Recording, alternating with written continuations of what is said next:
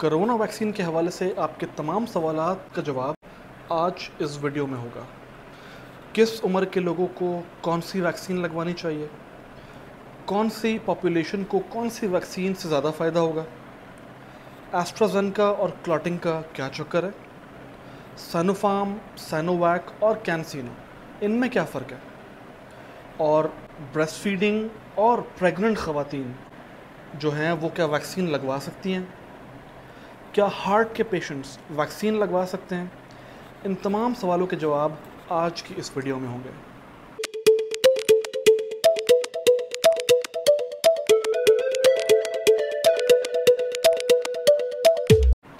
अस्सलाम वालेकुम, मेरा नाम डॉक्टर एहसन मुश्तबा बेग है।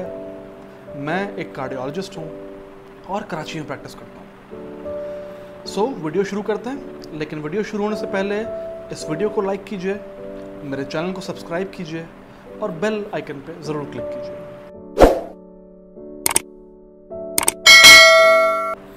सो हम अपने सवालात शुरू करते हैं। सबसे पहला सवाल जो कि मुझे मोस्ट कॉमन रिसीव होता है वो ये होता है कि कौन सी उम्र के लोग जो हैं वो ज़्यादा कौन सी वैक्सीन उनको लगवानी चाहिए। सो इसका बहुत सिंपल सा जवाब है कि सिर्फ 12 से 18 साल की उम्र के जो लोग हैं उनमें आप कोई वैक्सीन नहीं लगवा सकते सिवाय एक फाइज़र के। उसके अलावा अगर आपकी उम्र 18 साल से ऊपर है तो आपके पास एक वाइड वैरायटी ऑफ वैक्सीन्स है कि जिसमें से आप चूज़ कर सकते हैं। सबसे पहली चीज़ ये कि चाहे वो साइनोफार्म हो, साइनोवैक हो, कैंसिनो हो, एस्ट्राजेनेका हो, स्पुतनिक हो या फिर फाइज़र हो, अगर आपकी उम्र 18 साल से ऊपर है तो आप ये तमाम वैक्सीन लगवा सकते हैं सेफली। लेकिन सिर्फ 40 साल और उससे ऊपर की जो ख़वातीन हैं उनमें देखा गया है कि एस्ट्राजेनेका जो है उसके लगाने के बाद कुछ केसेस जो है उनमें क्लॉटिंग हुई। अच्छा, ये याद रहे कि ये जो क्लॉटिंग के केस हैं ये आम पॉपुलेशन में एस्ट्राजेनेका जो वैक्सीन है इसके लगाने या ना लगाने के बावजूद भी एक हाई अमाउंट में मिलते हैं। और इस वैक्सीन को लगाने के बाद जो जितने केसेस सामने आए हैं वो आम पॉपुलेशन में जो ये बीमारी या क्लॉटिंग होती है उससे कहीं कम है। तो देखा जाए तो ये कोई रिस्क फैक्टर नहीं है कि जिसकी वजह से हम वैक्सीन को रोकें। लेकिन फिर भी जो आलमी बॉडी है जो कि वैक्सीन्स की अप्रूवल देती है उन्होंने 40 साल और उससे कम उम्र के लोगों में एस्ट्राजेनेका जो वैक्सीन है उसको फ़िलहाल होल्ड कर दिया है ताकि जो थोड़े बहुत केसेस जो कि सामने आए हैं उसके भी चांसेस बहुत हद तक कम हो जाए।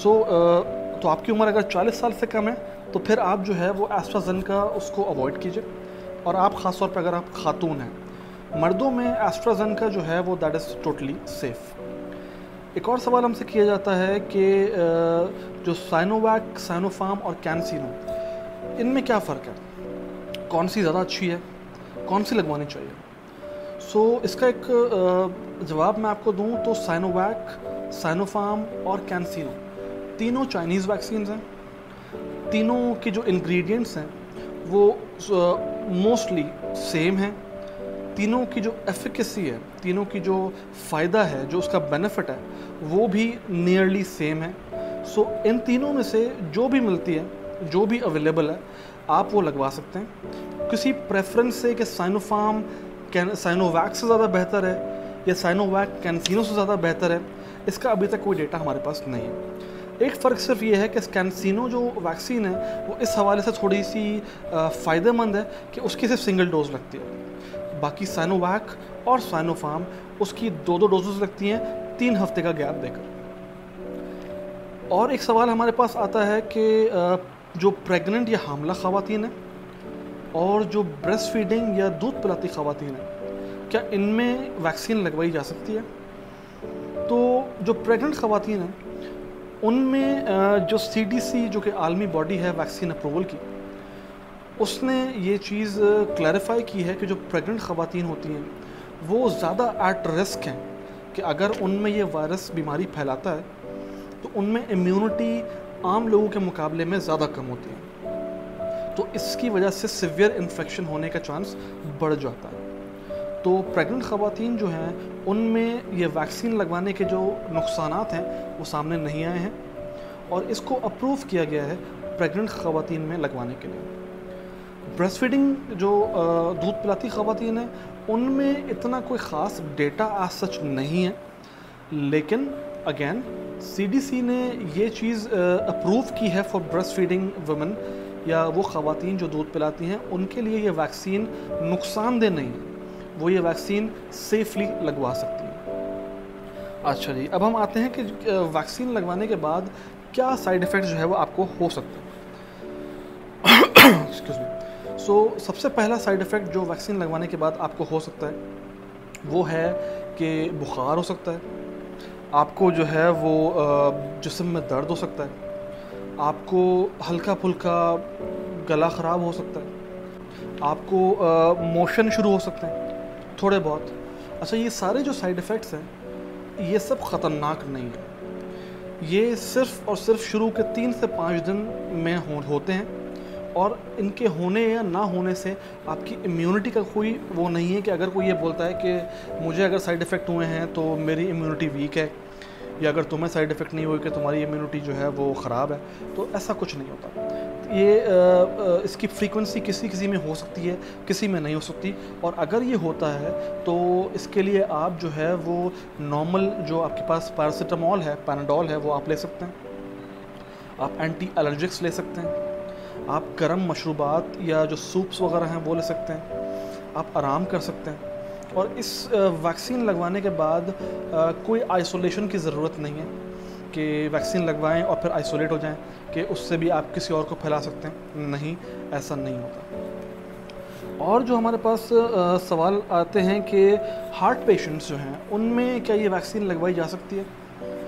Heart patients, sugar patients, kidney patients या वो पेशेंट्स के जो डायलिसिस पे हैं, ये तमाम वो मरीज़ होते हैं कि जिनकी इम्यूनिटी आम लोगों से कम होती है, और ऐसी सूरत हाल में अगर ऐसे मरीज़ों में कोविड का जो वायरस है या कोविड की जो बीमारी है वो हो जाए, तो वो जो मरीज़ होते हैं उनमें जो बीमारी है वो ज़्यादा शदीद होने के चांस जो है वो बढ़ जाते हैं। तो ऐसे मरीज़ों में जो कोविड वैक्सीन है वो लाजमी लगवानी चाहिए, और कोई ऐसे मरीज़ों में कोई एहतियात नहीं है। ये अगर कुछ अफवाहें जो है वो फैलाई गई थी कि अगर आप कोविड वैक्सीन लगवा रहे हैं तो उससे पहले आप जो है वो कोई दवाई जो है वो लें, या आप कोविड वैक्सीन लगवाने से पहले कोई इंजेक्शन लगवाइए किसी और एलर्जी का या किसी चीज़ का, तो ऐसा इसमें कोई हकीकत नहीं है, कोई फ़ायदा नहीं है। और हमारे पास जो है वो क्वेश्चन आता है कि कौन से जो पेशेंट्स हैं कि जिनमें कोविड वैक्सीन नहीं लगवानी चाहिए। Very important question. तो वो तमाम मरीज़ के जिनको पिछले 90 दिनों में कोविड जो है वो बीमारी हुई है और उनको प्लाज्मा मिला है। प्लाज्मा जो आपको पता होगा कि जो कोविड जो वायरस जो कुछ अर्सा पहले तक प्लाज्मा जो है वो उसकी ट्रीटमेंट के लिए यूज़ होता था, जो कि बाद में कुछ ट्रायल्स आए और कुछ डेटा आया तो उसके बाद वो रिकमेंडेशन उसकी ख़त्म हो गई। लेकिन जिनको अभी भी प्लाज्मा मिल रहा है या प्लाज्मा से वो ट्रीट हुए हैं, तो उसके 90 दिन के अंदर अंदर तक आप कोविड वैक्सीन नहीं लगवा सकते। और कौन से लोग हैं जो कि कोविड वैक्सीन नहीं लगवा सकते? ये वो लोग हैं कि जिनको किसी भी वैक्सीन से इससे पहले जो भी वैक्सीन उन्होंने लगवाई हो, किसी भी वैक्सीन से उनको सीवियर एलर्जिक रिएक्शन हुआ हो। वो क्या होता है? सीवियर एलर्जिक रिएक्शन का मतलब ये नहीं होता कि आपको लगवाने के बाद हल्का फुल्का ख़ारिश हुई या आपको बुखार हो गया या खांसी हो गई, नहीं। एलर्जिक रिएक्शन का मतलब ये होता है कि वो लगवाने के बाद आपका शदीद सांस फूला, इतना सांस फूला कि आपको हस्पताल जाना पड़ गया, आपकी जिस्म सूज गया, इतना सूज गया कि आपको दाखिल होना पड़ा अस्पताल में, आपको इंजेक्शंस लगे, ड्रिपें लगी, आपने 3 से 4 दिन आप अस्पताल में आप रुके, अल्लाह ना करे आप वेंटिलेटर पे गए। जब इतना सीवियर रिएक्शन होता है तो उस केस के अंदर कोविड वैक्सीन को अवॉइड करें, ना लगवाएं जब तक आपके डॉक्टर की तरफ से आप क्लियर उसको ना हो, ठीक है। और हमारे पास जो सवाल आए हैं बड़े कॉमनली वो ये हैं कि हाँ, यस, वेरी इंपॉर्टेंट क्वेश्चन, कि जो कोविड वैक्सीन लगवाने के बाद क्या एंटीबॉडी का टेस्ट करवाना चाहिए? क्या कोविड वैक्सीन लगवाने के बाद एंटीबॉडीज़ का लेवल देखना चाहिए? तो कोविड वैक्सीन जो है वो सिर्फ़ और सिर्फ एक मख़सूस हमारी जो इम्यूनिटी का जो पार्ट है उस पे इफ़ेक्ट करती है, और वो जो वैक्सीन है वो कोई भी एक मेजरेबल चीज़ नहीं है कि इसको आप नाप नहीं सकते कि आपने वैक्सीन लगवाने के बाद एंटीबॉडीज़ लेवल करवाए, अगर वो ज़्यादा हैं या वो कम है तो आपकी इम्यूनिटी आ गई। नहीं, ऐसा नहीं है, और ये कहीं भी रिकमेंडेड नहीं है। और दूसरी चीज़ ये कि ये करने से कोई नाप नहीं हो सकता कि वैक्सीन जो है वो आप पे उसने असर किया है या नहीं किया। तो कोविड एंटीबॉडी टेस्ट इस ज़मन में बड़ा ही अगर कहा जाए कि बेकार जो है वो टेस्ट है। सो और हमारे पास जो क्वेश्चंस आते हैं वो क्या हैं कि वो अफराद के जिनको कोविड वैक्सीन लगी है उसके बाद उनको कोविड हो गया, तो क्या ये कोविड वैक्सीन का फेलियर नहीं है? तो ख़वातीन हज़रात, ये थोड़ा सा समझने की ज़रूरत है। कोविड वैक्सीन का जब पहला डोज़ लगता है और 3 हफ्ते का टाइम अगर आप साइनोफार्म, साइनोवैक या कुछ लगवा रहे हैं, या एस्ट्राजेनेका अगर आप लगवा रहे हैं तो फिर 3 महीने का टाइम बीच में, तो वो जो टाइम पीरियड है उस टाइम पीरियड में आपकी जो एब्सोल्यूट इम्यूनिटी है, जो क़ुव्वत मुदाफ़ियत है, वो बनना शुरू नहीं होती। तो किसी का ये कहना कि वैक्सीन का फ़र्स्ट शॉट लगवाया 1-2 हफ्ते के बाद कोविड हो गया, तो वो जो कोविड होता है वो बीमारी लगती है वायरस से। उस वैक्सीन में तो वायरस की जो पार्टिकल्स हैं या वायरस का जो कंपोनेंट है वो होता ही किल्ड वैक्सीन है, मतलब वो मार के उसको डाला जाता है, जो कि अगर तो एक इम्यूनो कॉम्प्रोमाइज़ या जिसमें क़ुव्वत मुदाफ़ियत कम है उसमें भी अगर इंजेक्ट की जाए तो वो कोविड नहीं करवा सकता। तो ये कहना कि जो कोविड वैक्सीन आपने लगवाई है वो लगवाने के बाद जो है उसकी वजह से कोविड हुआ है, ये मुनासिब नहीं है। जो इम्यूनिटी जो बनती है कोविड वैक्सीन के बाद वो बनती है after at least 2 weeks of second dose. अगर आपने दोनों डोजेस लगवा ली हैं कोविड की, जो जितना मेजॉरिटी हमारे पास जो वैक्सीन्स लग रही हैं, उसके भी 2 हफ्ते के बाद आपको जो इम्यूनिटी है वो अपनी पीक के ऊपर आती है, तब आप एक्सपेक्ट कर सकते हैं कि आपको जो है वो कोविड वैक्सीन जो है उससे या वायरस जो है उससे आपको जो है उस बचाव या डिफेंस जो है ना वो आप उस काबिल हो गए।